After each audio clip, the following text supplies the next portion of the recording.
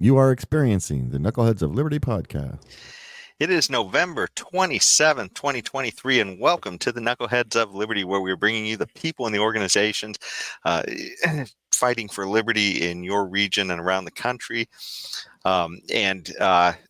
Today, though, however, we don't really have a guest, so we're just going to go through some current news that we wanted to talk about. And we're mainly going to focus on justice today, as sort of justice out of order in the country, because we see all these miscarriages and weaponizations of justice. And so we're going to talk about a few things, one related to sort of self-defense in New York, the issues of how the Justice Department is being weaponized and for politics, and then also talk about free speech and criminalizing people over memes. So those are some of the different things we're going to go through today. Before we get into any of that, let me introduce you to our panel. In our lower left-hand corner, we have Leon the Word Brathwaite, last word in Liberty. He is a retired engineer in the state of California. In our lower right-hand corner, we have our screaming eagle of freedom, Tim Everett. He is a pilot in the state of California. My name is Jason McPhee, and I'll be your host today. So one of the things I wanted to start with, just to get everybody on the sort of a liberty track at the beginning of the show, start off with a quote, because I was recently seeing a quote from Millay the other day, and it really impressed me. So I want to share that with you. But I also thought, well, why not? There's so many great ideas in liberty. Let's share some of those ideas at the beginning of every episode. So, Leon, can you bring up the quote? So here's Mr. Chainsaw himself, president of Argentina. And he said the other day, I did not come here to guide lambs. I came here to awaken lions. So I thought that was a really cool quote, because after all, I mean, what is it that the government's doing, when they treat us like sheep and they just tell us to trust us like they're shepherds. And I tell you, he's just hit the nail right on the head. I mean, we're all individuals. We shouldn't be just being shepherded around by our government keepers. So I thought that was really cool. I don't know if you guys had any thoughts. Just to be clear, Jason, I believe he's the president-elect. He's not yet inaugurated. Yeah. So either you guys have any thoughts on that quote before we jump into the topics, or? Well, I think it's a very worthwhile quote for us to take heed of, because too often politicians come into office and they promise to drain the swamp, and they promise all these liberty policies, liberty-oriented policies, and they never deliver. And I do hope that Mr. Javier Milei do deliver on the many promises that he have made, because Argentina badly needs it. Yeah, that's good. The lamb-lion quote has been floating around firearms community for a few years now, and instructors like to use it to motivate you to go to class, take class, and become a lion with your firearm, instead of just meekly waiting around for the police to show up.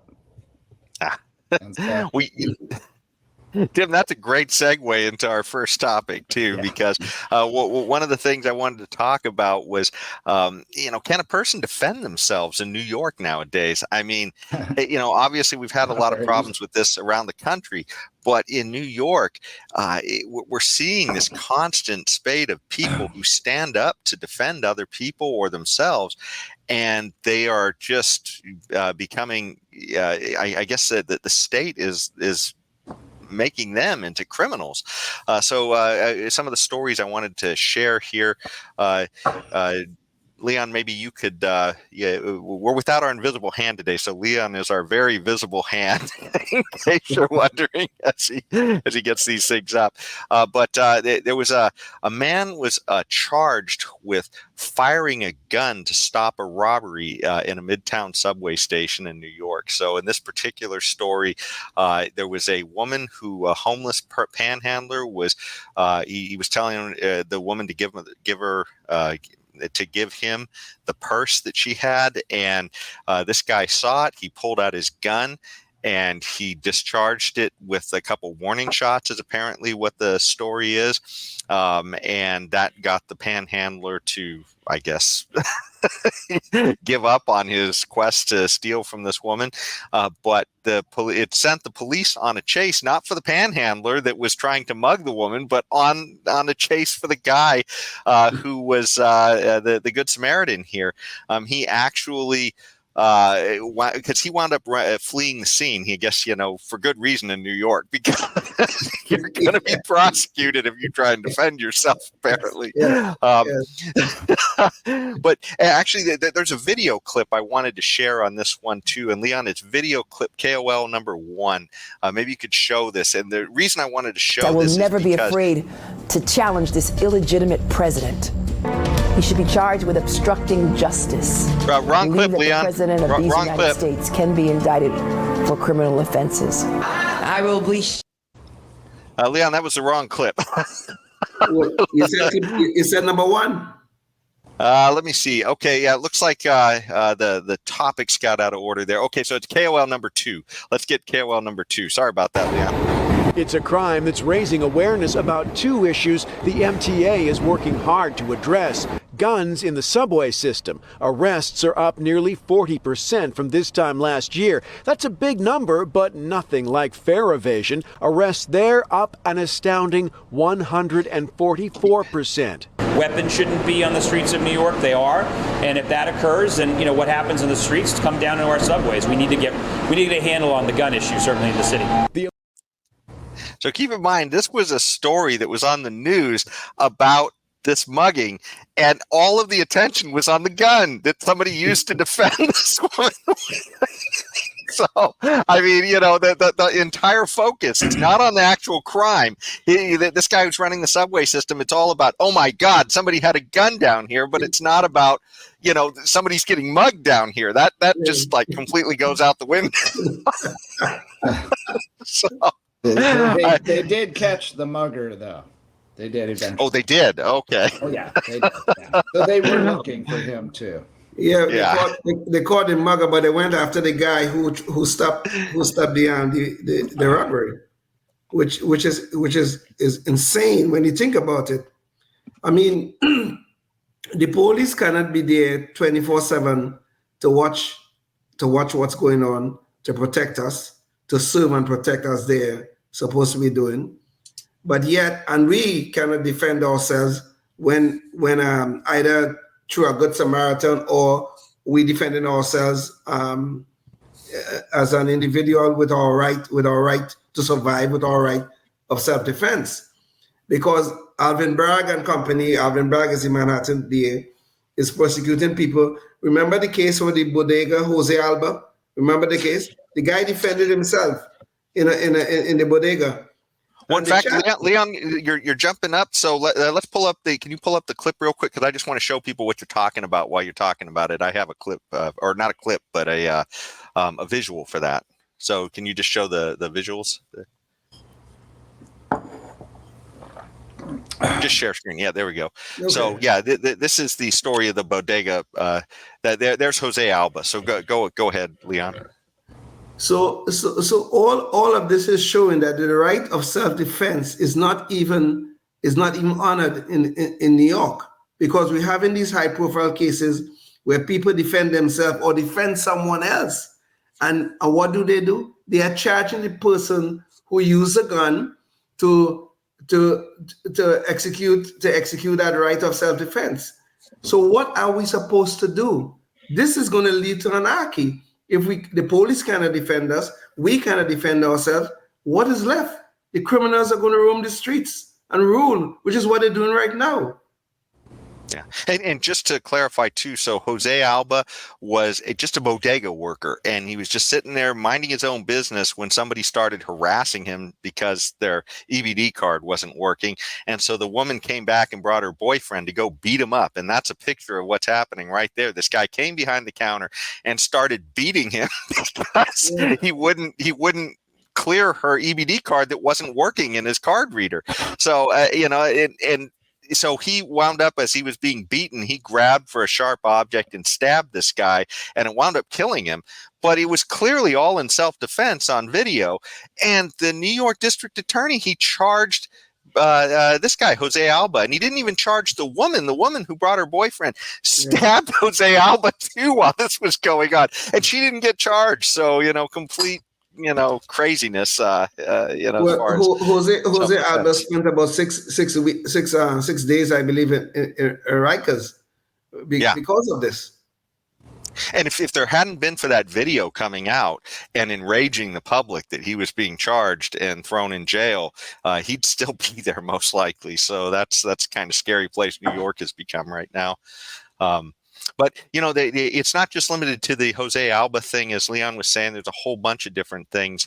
Come on, God, I don't know what that particular article is. That's not the right article. But there was the case of, here it is.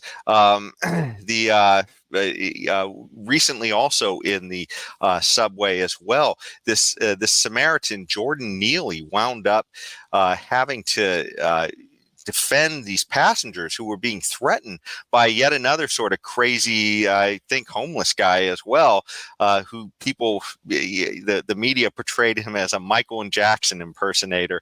But he wound up scaring a bunch of the people, threatening them. And so this guy, his name is, Daniel Penny, I think is his name. And the guy he wound up putting in the headlock or the chokehold, I think his name was Jordan Neely. Jordan Neely, I think, yes. Yeah. And so here's a picture of it. But this guy was a Marine. He's standing there. There's no cops. Okay. There's nobody to protect these people on the subway, and they don't want you to carry a gun.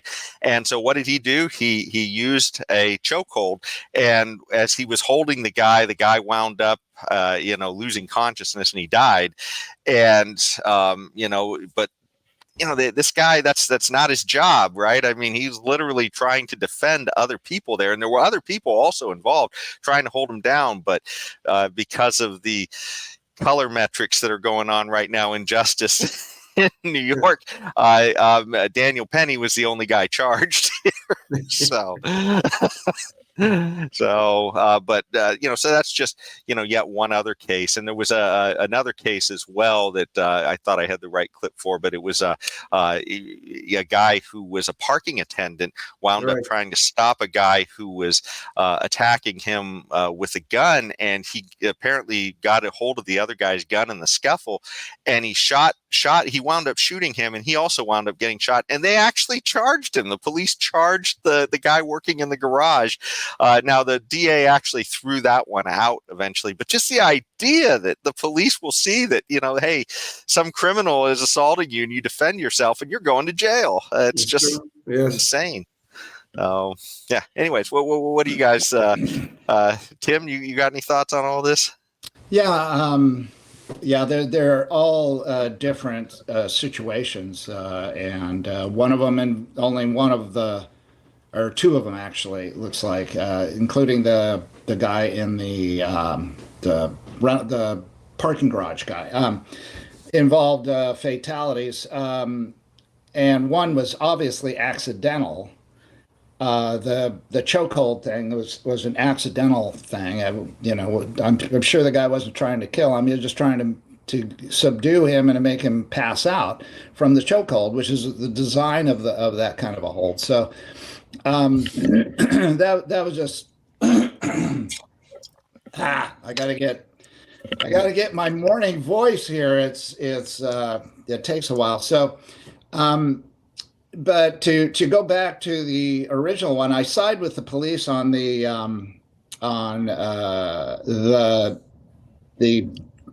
whole firing of warning shots. So this is something every firearms instructor that's worth their salt will caution against ever using. You don't fire warning shots. Okay, so that's what that is. Gee, I don't have enough reason to shoot you right now, so let me just shoot it off let me just scare you, and shoot it into a direction that hopefully it won't ricochet and kill somebody. And Well, they have. remember though, Tim, as Joe Biden said, you just point the shotgun out the door and shoot out the door, right? You think you're being threatened. That's his warning shot, right? Yeah, that's that also, that little clip where he says that complete stupid nonsense, moronic, idiotic nonsense. Shoot him in the leg. Yeah, shoot him in the leg. Yeah. More idiotic nonsense from somebody that, if he's serious, I mean, if he really is serious, I don't know, is just indicative of a mental decline on a very high level. So, but there are the 5 requirements for utilizing a firearm in self-defense just did not, or anything actually, using deadly force in self-defense just were not present in this, apparently in this thing in the subway. So, the guy, and I'm just surmising that he didn't shoot him because he didn't have reason enough to shoot the guy directly. Okay. In other words, this woman was not facing great bodily harm or death when the guy's saying, "Give me your money or I'm going to take your purse," a threat. And if he had, and it doesn't matter that he has a weapon or no weapon,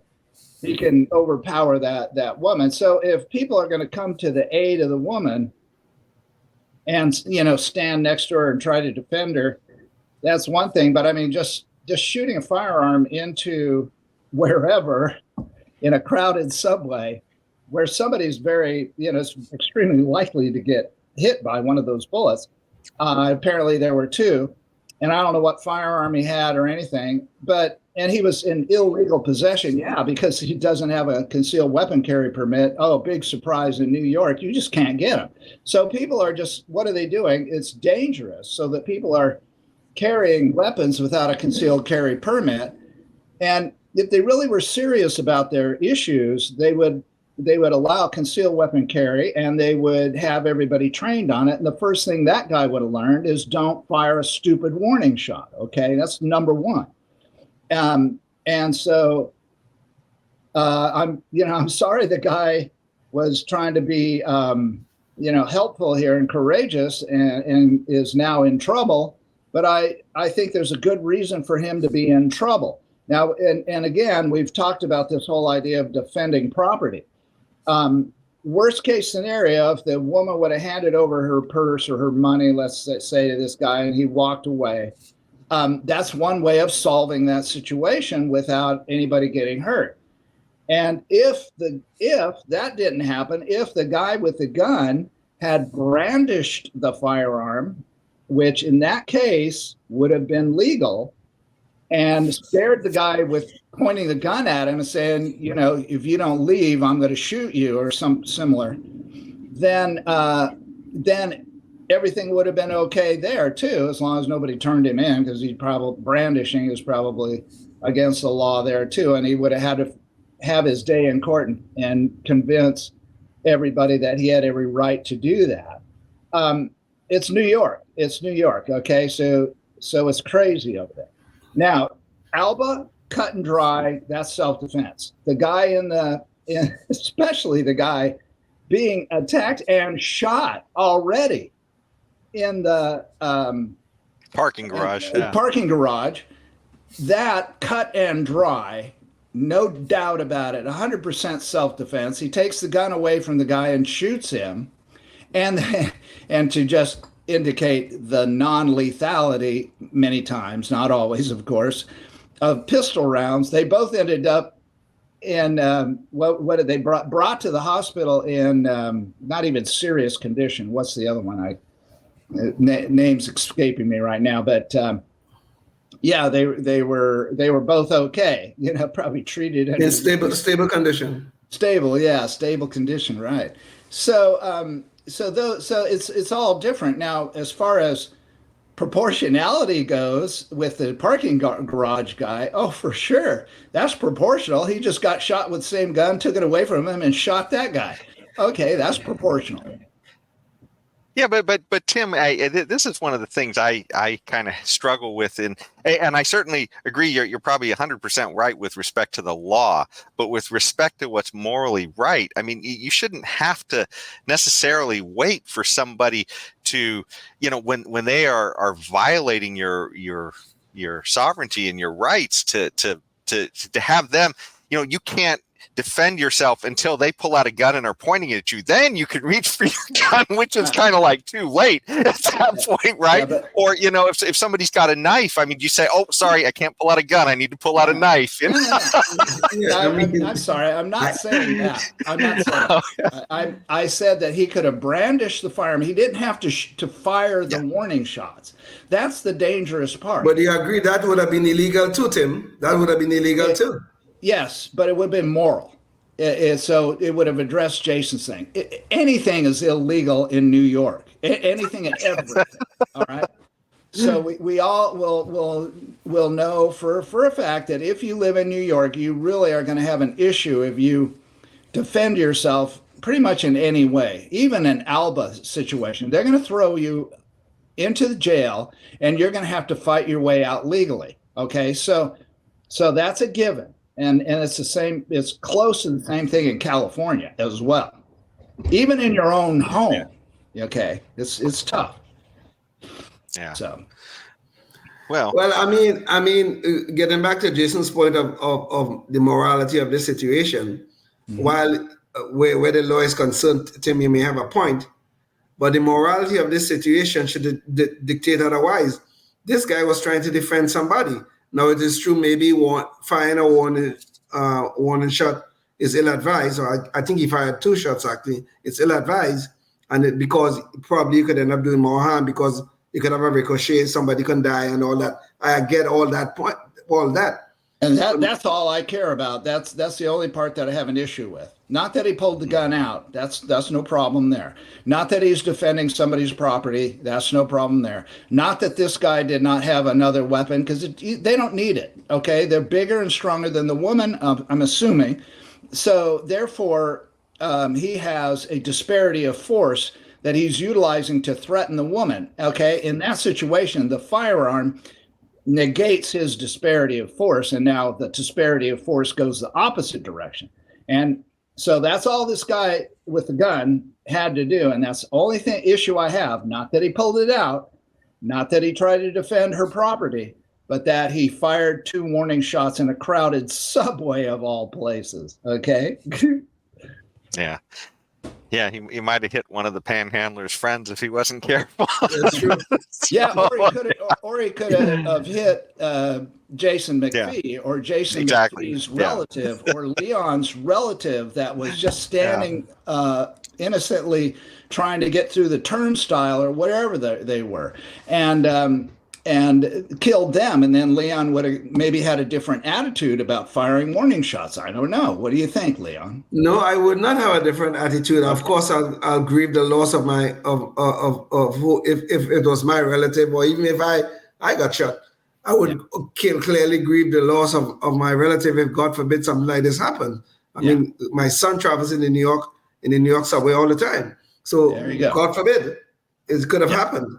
I'm not disputing that point, but the point of the fact of the matter is there's something moral here that I think this guy was trying to achieve.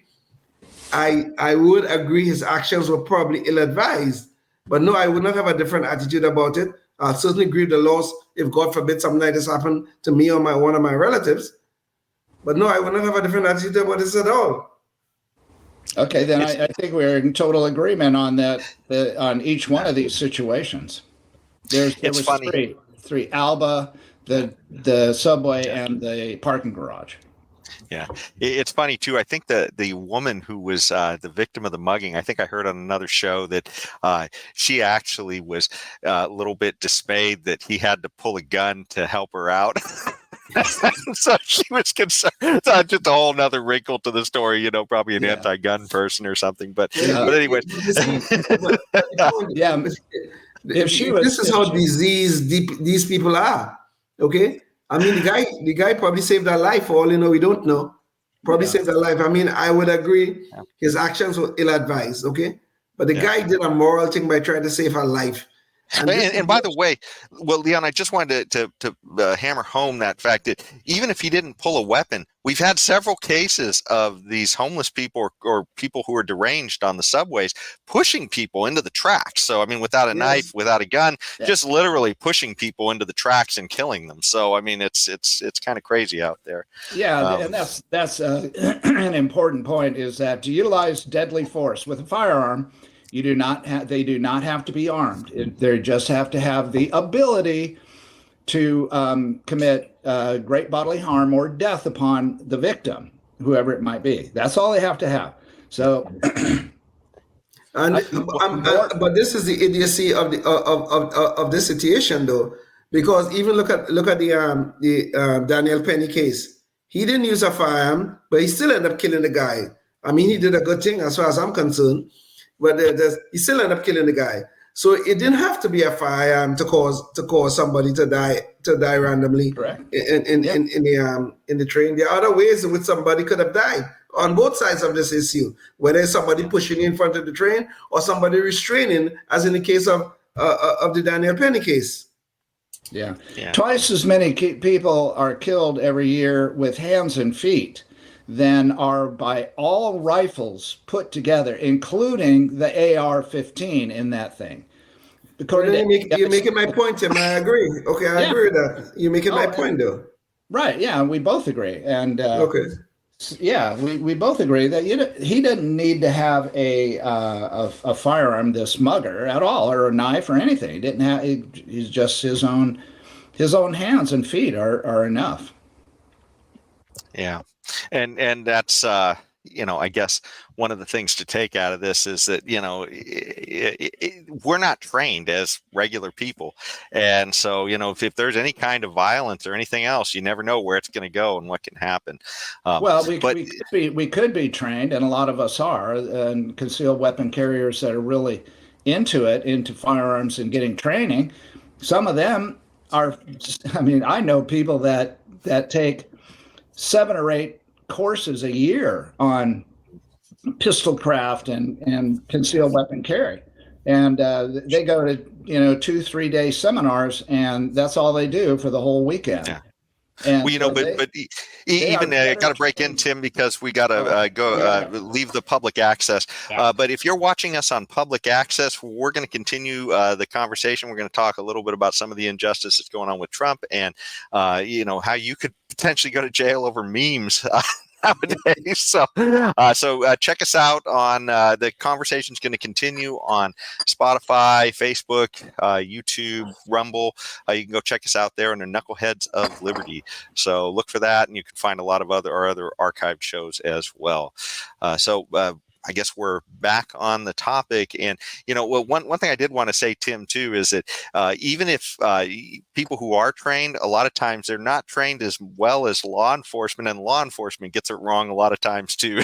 Okay, let me burst your bubbles here, and I can prove it 15 ways to Sunday. Law enforcement is horribly trained, horribly undertrained. This is a huge myth. People think that departments have so much money that they go around and qualify their officers all the time, and that they have these super good instructors, or they bring instructors in that are good. Not happening. They have 1 a year qualification run, and if they qualify with their weapons, whatever they qualify on, they're done for the year. Okay, and most of them, the vast majority, do not care about getting further training. Okay, so back to the donut shop, right? Back to the donut shop, and that's all they do, and that's all they care to do. Okay, so this is a huge, pervasive, and extremely tenacious myth that police are just this fantastic training, and they're so well adept at firing. Their miss rate is astronomical. I mean, within 3 feet, they have like a 20% hit rate. Within 3 feet, folks, 3 feet away, they have a 20% hit rate. Okay, the rest of the time they're missing. Well, Tim, maybe the solution is when they're spending all this time at donut shops, they could spend their time shooting the holes in donuts. Yeah, maybe. That's right. Get some good aim that way. But that raises a larger moral issue for our survival as a civilized society, though, Tim.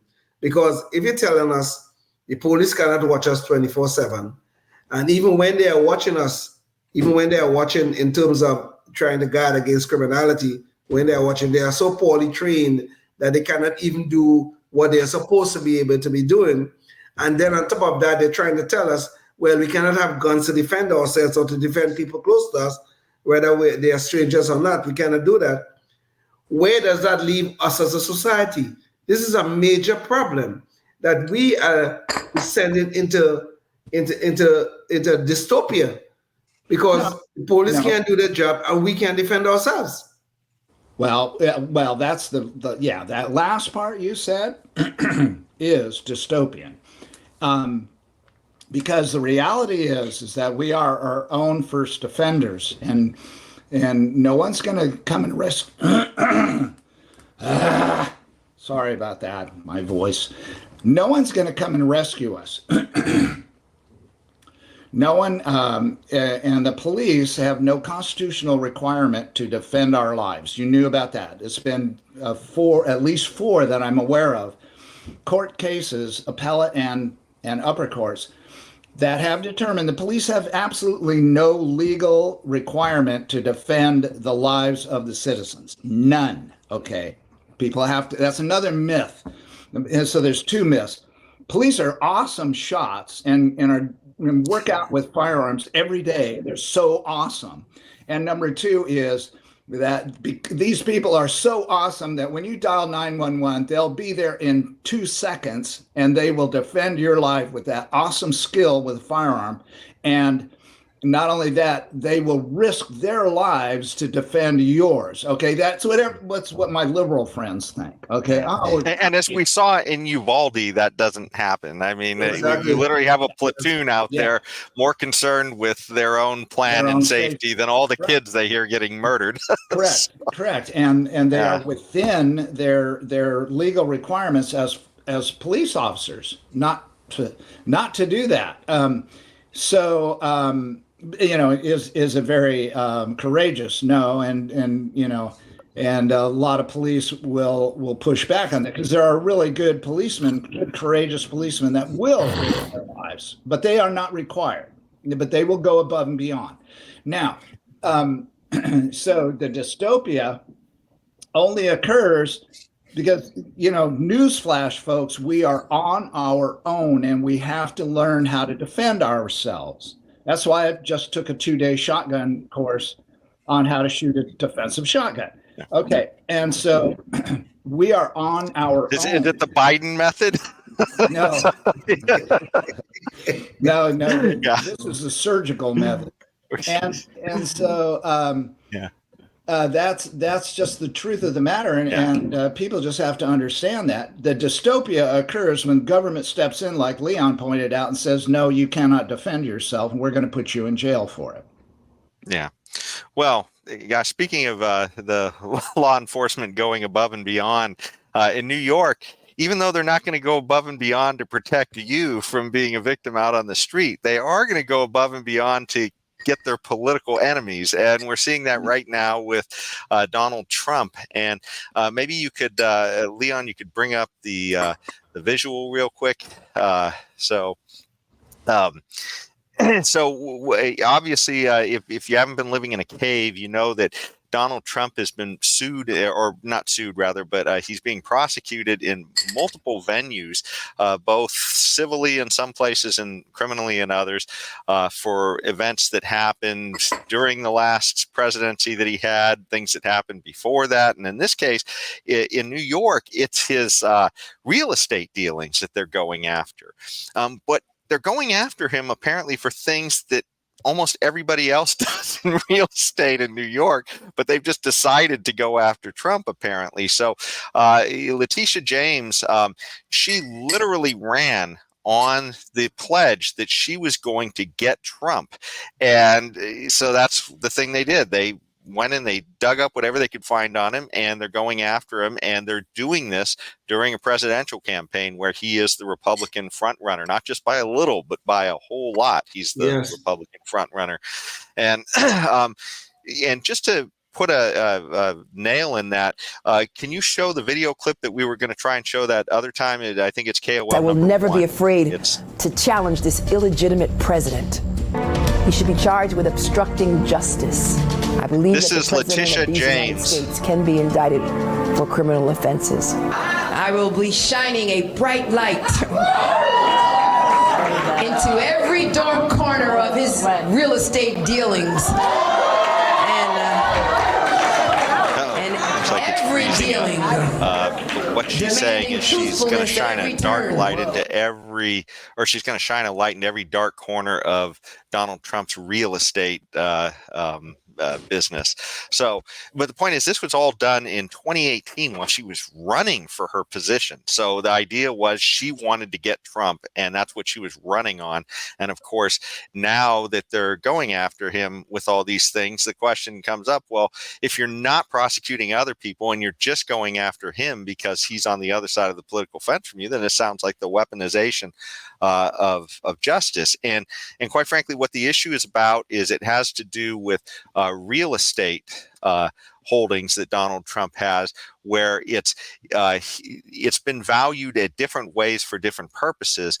And when he got a loan on this, he valued it, I believe, at $300 million for the loan. And they're saying, the judge is claiming that it's only an $18 million value because Trump apparently only paid. It was valued at around $20 million when he bought the property, I guess. And so he's trying to claim, the judge, that, well, no, this is only an $18 million property.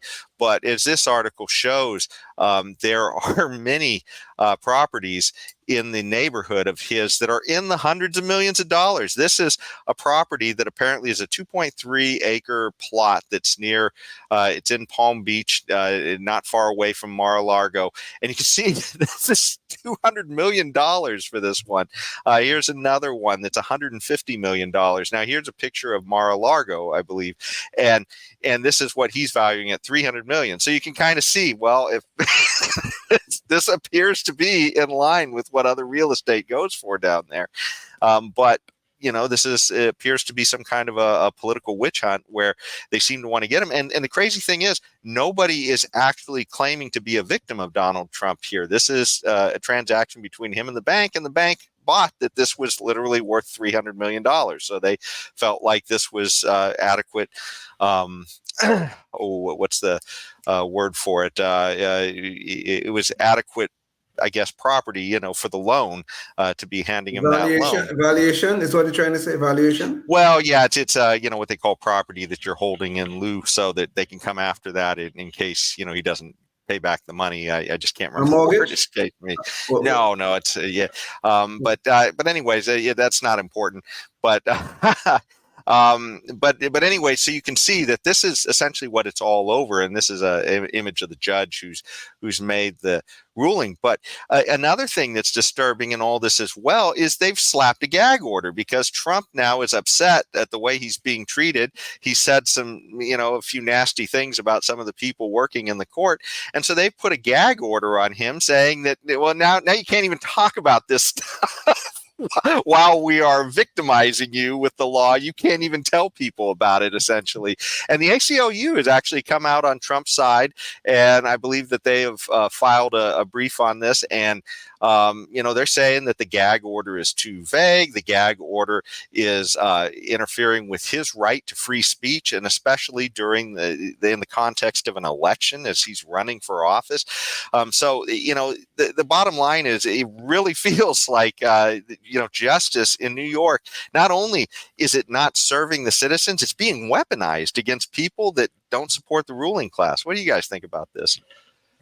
The Trump case will go down in history as a clear case of weaponization of public officials using their authority and their power to go after political opponents. I mean, there is no doubt about it that everybody in New York, I guess, at least all of the political elite hate Donald Trump. I mean, even you think about the substance of this case.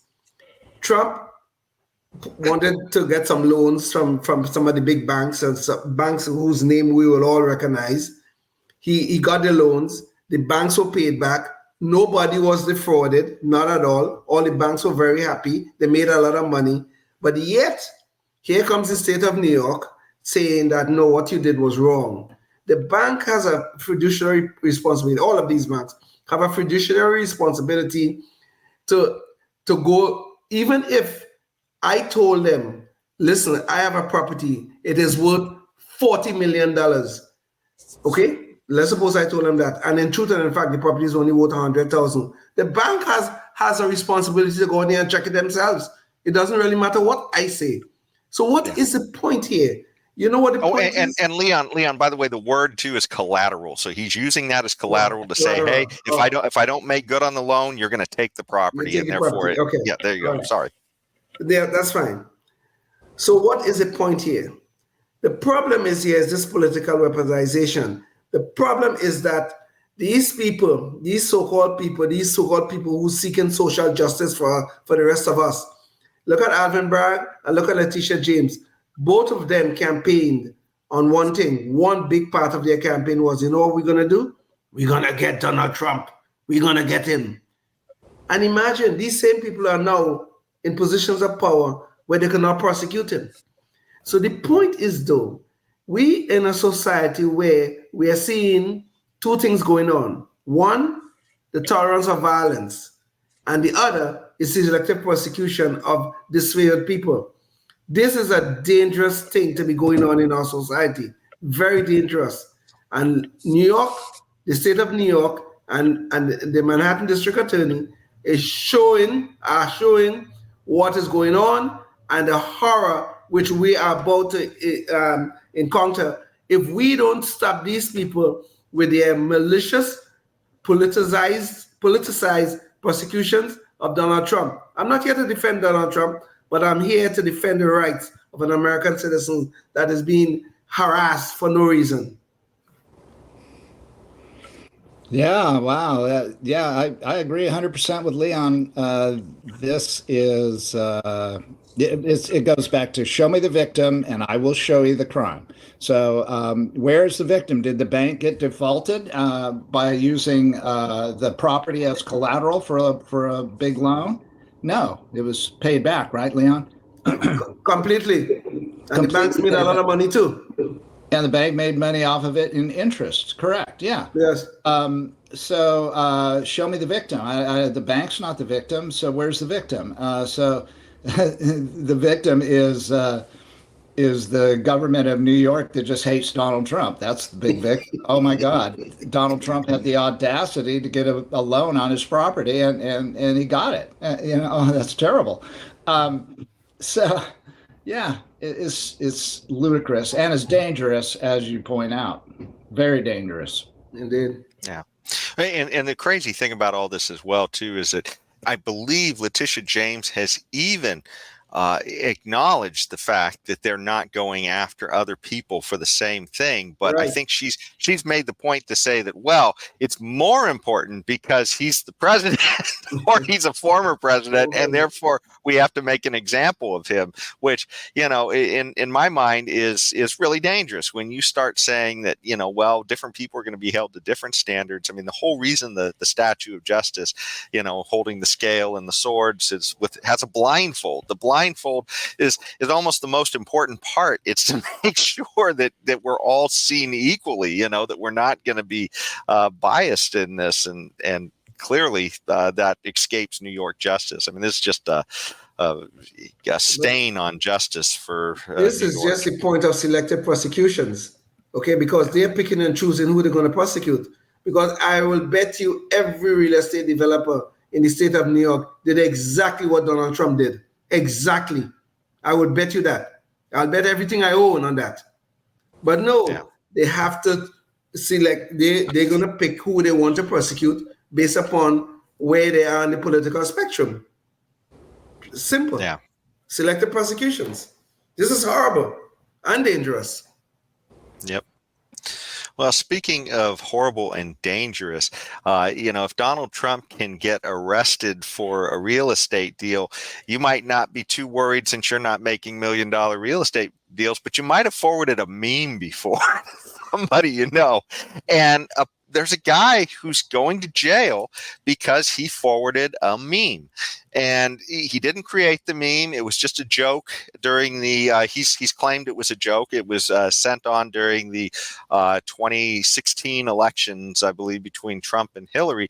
And he was forwarding this on saying, hey, if you're a Hillary voter, it said something to the effect of, hey, just punch in your vote in the computer. You don't need to show up on election day.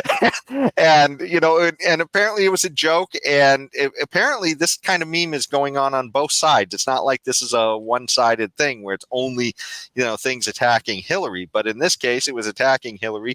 And they made an example out of this guy because, she's trying to find any reason she can to say why she lost Trump, and how it's a conspiracy and how it's not her fault that she lost to Trump. So, she's making an example essentially of this guy and sending him to jail. He's going to be sent to jail for 7 months. And I guess he could have faced up to 10 years, I think. But the deal is, I guess, 7 months that he's being sent in for. And it just seems absolutely awful. I don't know if there's a image in here. It doesn't look like there is in that picture. But this is should scare the bejesus out of all of us, because it is something where we've all forwarded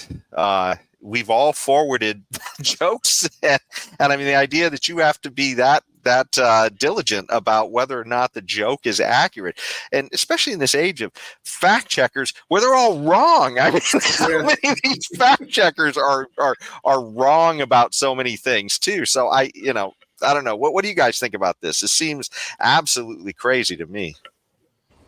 Well, I mean, I hate to use the word again, but this is a dangerous precedent being set on this here, because the government can now come after us because we make a joke. Well, we make a joke, and it wasn't a joke that they found too funny. So all of a sudden now we are criminals because of it. Now think about this now. What country are we living in? I thought we had a First Amendment that protects our right of free speech. Or maybe it doesn't. Maybe somebody took it away and they didn't tell us. So look again. The government is stepping in and saying, well, you guys are not smart enough to figure out the criminality involved here. So we must prosecute this guy. Another selective prosecution. Look at Donald Trump. Well, you guys are not smart enough to figure out how evil Donald Trump is. So we have to prosecute him and show you. All they're trying to do is to find whoever their disfavored targets are and go after them. Okay? But then the bottom line is the left trying to make infants out of adult American citizens. That's what they're trying to do through their selective prosecutions and their tolerance of violence. They're trying to make infants out of us. There are certain violence that is okay. There are certain wrongdoing that is okay, as long as it comes from the right, the quote-unquote right people. And this is the madness that's going on. This is going to lead in a bad place. It's going to end in a bad place, believe me. More selective prosecution. We have selectively prosecuting Trump, and then we have selectively prosecuting people that are expressing an anti-democrat idea. Yes. Yes. So she's okay. I mean, I could be thrown in jail for some of the stuff that I put out there. Okay, on Facebook. Yes. Okay, using that as an example. So they need to come and take me away, and probably hundreds of millions of other people that have posted similar things. Why be hypocritical and just pick on this poor guy? Use him as an example. Why do that? I volunteer to be arrested and thrown in jail for you can dig it up. I'm sure it's back there in the files of Facebook, maybe one or two or 20. Back when I was posting political stuff on my Facebook page. So I volunteer to be imprisoned for my mem, okay, or meme, or whatever it's pronounced. And I think all three of us could probably. I know Jason can go. Jason's Oh yes. Oh yeah. Oh, I've seen some of Jason's stuff. Oh, definitely. And Yeah, all true. And all true. Yeah, Mr. Jason. The truth won't set you free here. Yeah. Jason, democracy dies with Democrats, McPhee. Yeah, well, it's pretty disturbing because a lot of this stuff has been coming from the left. I mean, I didn't really want to take it this way in this segment, but it's not that Republicans necessarily would be so much better if they had the same power Democrats have right now, but Democrats they used to be the party of free speech, and since they gained so much power, it's only speech that they approve of that you can say, and they're for things like lockdowns, and they're for differentiating us on skin color and everything. It's just like one thing after another. They've become this extraordinarily illiberal party. So I just, to me, those are the democracy killers. I don't know how else to say it. But Jason, you're raising a point here, and you probably don't. I don't know if you realize the extent to which you're raising the point. What a lot of people don't realize, what the citizens of the United States don't realize, especially the liberal-minded portion of our society, they don't realize the extent to which the Democratic Party is embedded within government. Now, I'm not talking about the elected officials who we get a chance to vote on. I am talking about the permanent bureaucracy. It is probably about 75, 80% Democrat. So even though somebody may not be guiding them to tell them, well, you should do this or you should do that or the other, just because of their position of power within the bureaucracies throughout the United States, even in red states, their power is so huge that they could change things, they could make rules and regulations, they can fix elections and twist them and turn them on in any ways, they almost in any way they wish. Their power is deep. We talk about this deep state and everybody think it sounds so conspiratorial. No, it's not. It's not. The Democratic Party is embedded deep within our government. And I'm talking government at all levels. Look at the U.S. Justice Department right now. Could you tell me how these people are making decisions about who to prosecute and who not to prosecute, other than using the political divide? Just look at it. Look at the FBI. The FBI have raiding people's homes, going after parents, going after Catholics. What is going on here? It's the power of the Democratic Party within the bureaucracy. Look at the public schools. I mean, black and brown kids are getting the most horrible education you could think about. What is being done about that? No, but the teachers' unions in bed with the Democratic Party, and nobody could change the system as it is right now because it will interfere with the power of the Democratic Party. This embedment, the embedment of the Democrats all over our society is really, truly a danger. It is really a danger. I want all political parties to be free to give the message out there, put it out there, let us vote on it. I am fine with that, okay? But when you see in the extent of how these people are embedded within the bureaucracy, they're embedded in our lives in a way that we don't even realize. And that is a big problem. Yeah. Mm.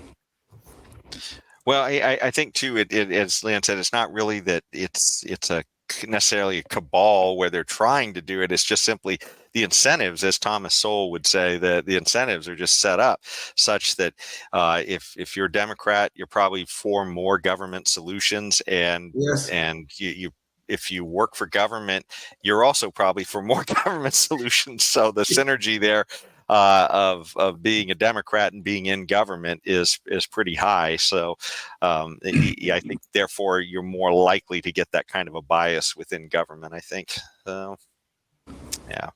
And and here we are, two guys. I'm retired, but retired from the government, and you're still working for the government. You know, we saw so much of it. We know what used to go on, right? And this only I work in private industry. Yeah, we know Tim. We know. Yeah. Notice how Tim separated himself. Eh? Well, you know, it's funny. I mean, a lot of times it takes for some people, because, you know, they don't teach it. You know, one of the things we like to ask guests when they come on the show a lot of times is, how did you wind up waking up to liberty? Because it's not something that you just pick up in the schools or anything else. You know, you may pick up the idea that we're a democracy, but you tend to pick up that, hey, if we want a solution, we vote for it. It's not that we leave it to the market, that we leave it to voluntary interactions between individuals. And I think sometimes for some of us, it takes working for the government before it to open our eyes to, yes, wow, this this could be a whole lot better. So you're talking about this. You know, when I went to work for the state of California, the California agency, the California Energy Commission is where I worked. It was during the end of the Duke Majan administration, and you know, there was a fair amount of Republicans there. I mean, the Democrats always outnumbered us in the agency. You can tell from their political views. But by the time I left there 30 years later, I could count the number of people that I knew who were either on the right or who were Republicans. I could count them on my two hands. I'm not joking about this. And it was probably with a secret handshake that you counted them. As a matter of fact, by the time I retired, the Republicans or the people on the right or the conservatives, they used to keep quiet about their political leanings. I was the stupid one. I used to tell everybody what I think, right? I made that mistake too. yes. But the Republicans there used to the point where they were being silenced. I mean, there was no dictate from the top or anything that tell them they need to be silent. But it was clear there was a lot of pressure for the non-conforming voices to better be quiet, or we'll find you something else to do. That kind of stuff used to go on. As a matter of fact, I remember a manager, actually one time we were talking, you know, and stuff like that. We didn't realize that we both had the same political leanings. We did not at all. But we were talking in his office one day, and he quietly said to me, okay, don't tell anybody this, okay? Blah, blah, blah. And he tell me, I mean, he would be somebody would be fitting right here on the show in terms of political leanings and that kind of stuff and things like that. But he told me specifically, don't tell anybody this, okay? You know, this is what it used to go on. We had to be silenced. Well, I wasn't, but there were people on the right or Republicans were being silenced. And I'm sure that happened in other agencies too. I just know about the Energy Commission. That's where I used to work. Well, yeah, it's that sounds like some pretty powerful blah, blah, blah. That you picked up in that office that day. And you're right, that could pass muster on this show. But by the way, there is, I was just getting ready to go to Knucklehead Noise Patrol, but there is one little video I wanted to show for this last thing on these memes and the idea that things are I guess being thrown in jail for inaccurate memes. And this isn't so much to say, you know, whether people should be thrown in jail or not, but I did want to bring it up just because I should have brought it up earlier, but it helps to show how easily we might be able to be tricked by stuff, both in the media and on social media. I don't think this is limited to the media, but one of the things I wanted to show is this thing called a deep fake. And let me, Leon, can you bring up video number 3? It's a Seinfeld clip. Go over to the apartment, tell the landlord that you're his daughter, and you want to bring him the jacket in prison. Won't the landlord know I'm not the daughter? No, he's never met her. She's in California. So notice that is Arnold Schwarzenegger's face. Oh, yeah. And voice. I'm your fiance. And that's Al Pacino's face. What is so special about this jacket? So yeah, I don't know if you were able to hear me in the audience, but that was literally Arnold Schwarzenegger's face and voice superimposed over Elaine on Seinfeld. And there's this guy who does these deep fakes online and just for fun. But oh my gosh, did you see how well he had superimposed that stuff? We're getting to the point where we could be fooled pretty easily. Yeah, go ahead, Tim. You could hear your voice on there, by the way. Talking. Okay. yes. Yeah, but that was that's in the future. We won't know when we see something. So now you can't prove your point anymore that so and so said such and such. Because you could have just AI'd that video completely on your own and made it all up. Yeah. So now going into the future, unless and until we see it with our own eyes, doesn't exist. Not true. Yeah. Really. Yeah. And then that's just going to happen over and over and over. Yeah. It's a brave new world, and it hammers home the point that, hey, just because government or somebody else says it, we've all got to use our skeptical thinking caps to figure out, maybe hold a little bit of skepticism on what we see until we really verify what it is we think we're seeing. Yes. Yeah. Okay. Well, speaking of the blah, blah, blah, and a lot of nonsense, we like to finish off our show with Knucklehead Noise Patrol, where somebody says something absolutely ridiculous. And this time we are going to Morning Joe Scarborough. Leon, can you bring up the visual on this one?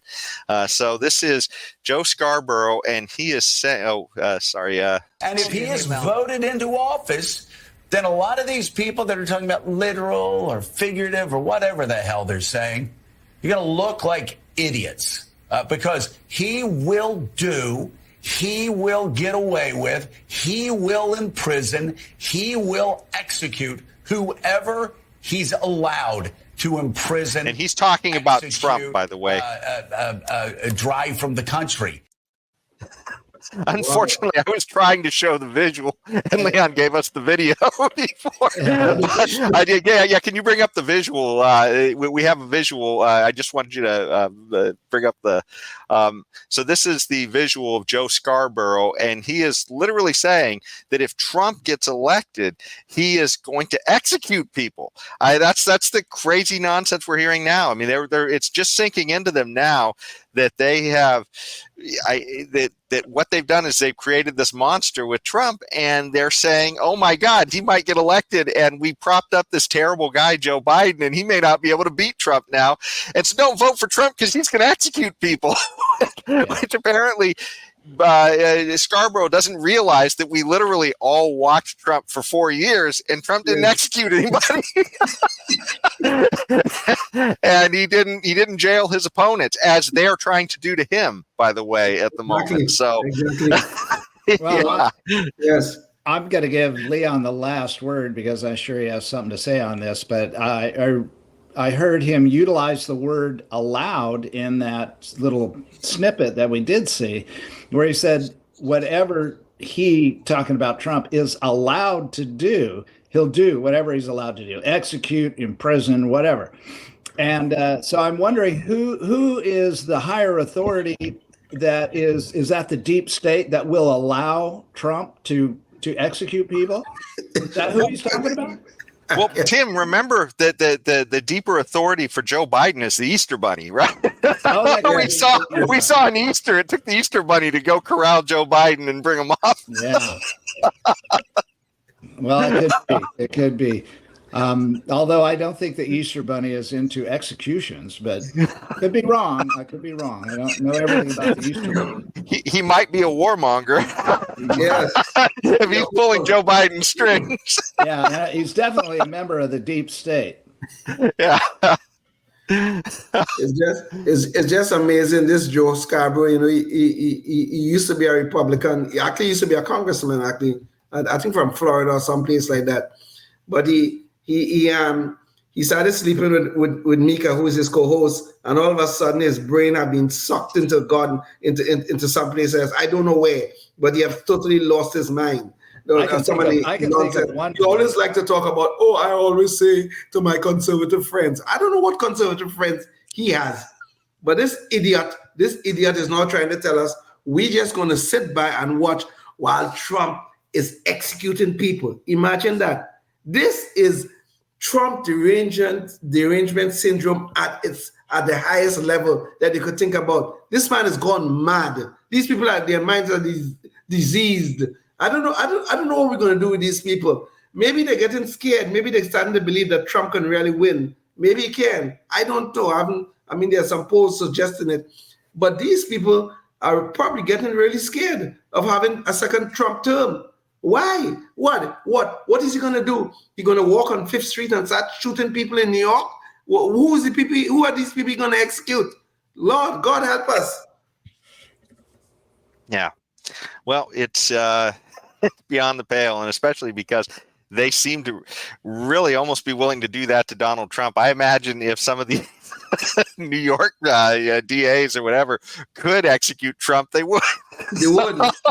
Yeah, if they were allowed to. Yeah, if they were allowed to. But unfortunately, we're all out of time for this show. But thank you though for joining us. Hey, go check out our stuff on YouTube, Spotify, Facebook, and Rumble, and you can see some of our past shows there with interviews of different guests. And a lot of those guests, we're talking to them about what they did to further liberty in their communities, maybe running for office, doing things. So before the next show next week, maybe try and figure out what you can do in your community to further the cause of liberty as well. And until next time, stay tuned and stay free. Oh, yes, indeed. Life, liberty, and the pursuit of happiness, always and forever. Thank you for listening to the Knuckleheads of Liberty podcast. Find us on Facebook, Rumble, YouTube, your favorite podcast network, and at knuckleheadsofliberty.com.